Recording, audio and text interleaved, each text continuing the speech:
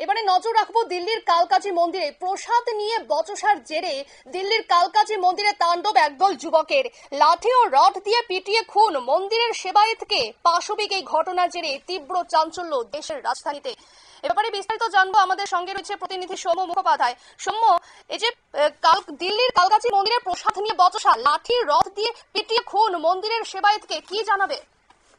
দেখো, বিষয়টা হচ্ছে যে গতকাল রাত্রিরে 9:30 নাগাদ দিল্লির বিখ্যাত মন্দির কালকাজি কালী মন্দির এটি, সেইখানে কয়েক দল যুবক গিয়ে যে সেবায়ত ছিলেন তার থেকে প্রসাদ চান। সেবায়ত যোগেন্দ্র সিং, তার বয়স 35 বছর। তিনি ওই যুবকদের বলেন যে কিছুক্ষণ অপেক্ষা করতে, তারপরেই প্রসাদ দেবেন। কিন্তু সেই কথা না শুনে ওই যুবকরা সেবায়তের উপর চড়াও হন এবং তাকে লাঠি এবং লোহার রড দিয়ে বেধড়ক মারধর করতে থাকে। বিষয়টি দেখতে পেয়ে স্থানীয়রা সঙ্গে সঙ্গে গিয়ে ওই যুবকদের সঙ্গে ঠেকানোর চেষ্টা করে, ওই ব্যক্তিকে বাঁচানোর চেষ্টা করে, কিন্তু তারাও সম্ভব হয়নি।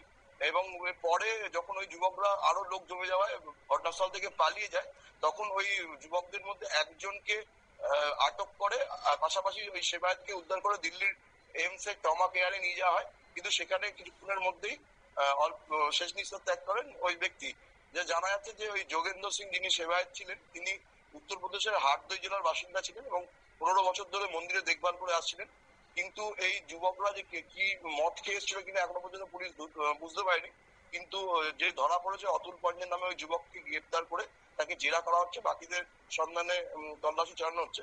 এদিকে এই ঘটনাকে কেন্দ্র করে তীব্র উত্তেজনা সৃষ্টি হয়েছে, কারণ দিল্লির কালকাজি মন্দির দিল্লির মানুষ পাশাপাশি দেশের বিভিন্ন মানুষের কাছে যথেষ্ট জনপ্রিয়।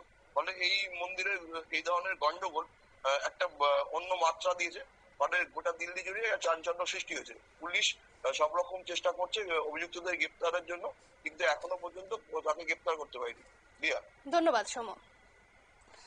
অর্থাৎ আপনারা শুনলেন যে এই পাশবিক ঘটনার জেরে কিন্তু তীব্র চাঞ্চল্য দেশের রাজধানীতে, এবং যেখানে দিল্লির বিখ্যাত মন্দির কালকাজি মন্দির, সেখানে প্রসাদ নিয়ে বচসার জেরে তাণ্ডব চালায় একদল যুবক এবং লাঠি এবং রড দিয়ে পিটিয়ে খুন করে মন্দিরের সেবায়েতকে। এবং এখনো পর্যন্ত অভিযুক্তদের খোঁজ চালাচ্ছে পুলিশ এবং গ্রেফতার করতে পারেনি এখনো পর্যন্ত। নিয়ে নিচ্ছে ছোট্ট একটি বিজ্ঞাপন বিরতির, সঙ্গে থাকুন।